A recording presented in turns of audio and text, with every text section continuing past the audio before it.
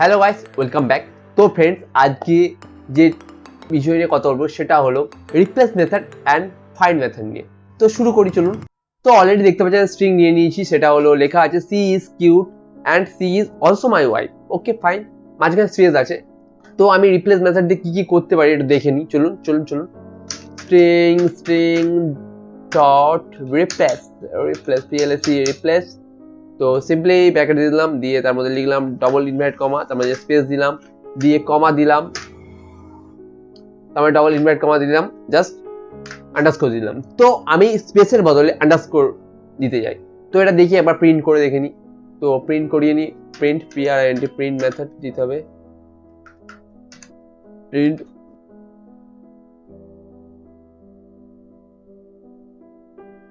তো প্রিন্ট করে দেখে নিই কি হচ্ছে। দেখুন, she is cute and she is also my wife, মাঝখানে আন্ডারস্কোর চলে আসছে। তো গাইস, একটা জিনিস করি, আমি ইজ গুলোকে ওয়াসে কনভার্ট করে দিই।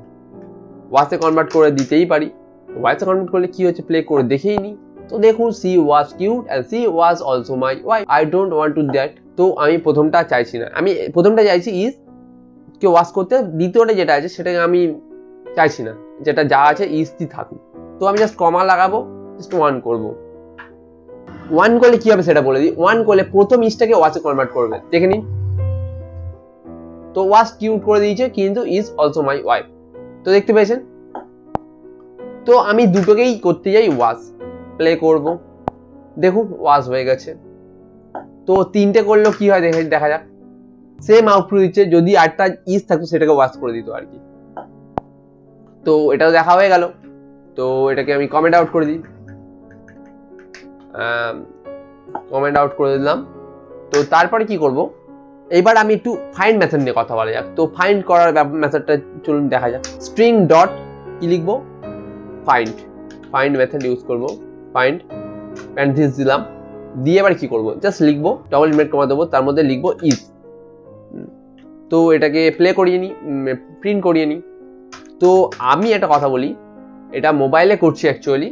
এটা মোবাইলে অনেকটা ইজি হয়ে যায়, একটু মানে কম্পিউটার হলে আরো ইজি হয়ে যায়। তার কারণ এই ফাইন্ড মেথড বলুন বা রিপ্লেস মেথড, এগুলো অটোমেটিক মনে রাখতে হয়। কিন্তু মানে যদি কম্পিউটার হয়, সেটা যেহেতু আপনি যদি কোনো এক্সটেনশন অ্যাড করেন, অটোমেটিক ফাইন্ড চলে আসবে, রিপ্লেস চলে আসবে। তো কম্পিউটার কিছুটা ইজি হয়ে যায়, মোবাইল এগুলো মনে রাখতে হয় আর কি। কম্পিউটার আমি দেখিয়ে দেবো একটা ভিডিওতে, ওকে। তো দেখুন প্রথম ইজটা কোন পজিশনে আছে সেটা দেখে নেবো জাস্ট। তো দেখুন 4 নম্বর পজিশনে আছে, দেখতে পাচ্ছি। তো সিম্পলি দেখতে পেয়েছেন এই পজিশনে আছে। তো আমি একটা কাজ করি না, আমি এই ইজটা বদলে যদি আমি ওই ইজটা খুঁজতে যাই তাহলে কি করবো, তাই না? ওই ইজটা কি, তাহলে একটা জাস্ট কমা দেবো, আমি 5 লিখে দেবো। 4 আছে, তো 4 আছে, ধরুন ছাড়ুন, আমি এটা করবো না। এটা একটা কাজ করি, এখানে একটা ইজ লিখে দিই, এখানে একটা ইজ লিখে দিই। এবার এটাকে ফাইন্ড করি, তো কোনটা দেখে নেওয়া যাবে। তো প্লে করি, দেখুন 0 পজিশনে এসে গেছে, দেখতে পেয়েছেন। তো আমি ফার্স্ট লিস্টে যাই না, সেকেন্ড লিস্টে যাই, তাহলে কি করতে হবে, জাস্ট কমা দেবো। ইজের যে পজিশনটা 0 আর 1 পজিশনে আছে, সেই দুটো বাদ দিয়ে লিখবো 2 পজিশন দিয়ে দিলাম, 2 থেকে কাউন্ট করবে এবারে ফাইন্ড মেথড। তো প্লে করে দেখুন 7 নম্বরে চলে এসেছে, 7 নম্বর পজিশনে আছে। 0 1 2 3 4 5 6 7 নম্বর পজিশনে, দেখতে পেয়েছেন। তো এবার একটা কাজ করি, আমি এই তার আগে এটা মুছে দিই। তো এবার একটা কাজ করি, প্রথম যে ইজটা আছে তার সাহায্য নিয়ে সেকেন্ড ইজটা প্রিন্ট করবো, সেকেন্ড ইজের পজিশনটা জানবো, সেটা কিভাবে একটু করে দেখে নিই। তো তার আগে এই দুইটা তো কেটেই দিই, দুইটা কেটে দিই। তো এটাকে একটা ভেরিয়েবলে স্টোর করবো, তার আগে স্ট্রিং 1 নিয়ে নিই, স্ট্রিং 1 ইকুয়াল টু নিয়ে নিয়েছি। এই ব্র্যাকেটের কোনো ভ্যালু নেই, তো কেটে দিই, হাটিয়ে দিই, চলুন কোনো ভ্যালু নেই। তো এইবারে কি করবো, স্ট্রিং 2 একটা নিয়ে না ভেরিয়েবল, স্ট্রিং 2। তো স্ট্রিং মেথড এখানে স্ট্রিং ভেরিয়েবলটা ইউজ হবে, ফাইন্ড প্যারেনথেসিস দিলাম, ইজ দিলাম, আবার কমা দেবো। এবারে দেবো কি স্ট্রিং 1, এখানে স্ট্রিং 1 দেবো কেন, ওখানে আমি ভ্যালু দিচ্ছিলাম 1 দিচ্ছিলাম, তার বদলে আমি দিচ্ছি স্ট্রিং 1।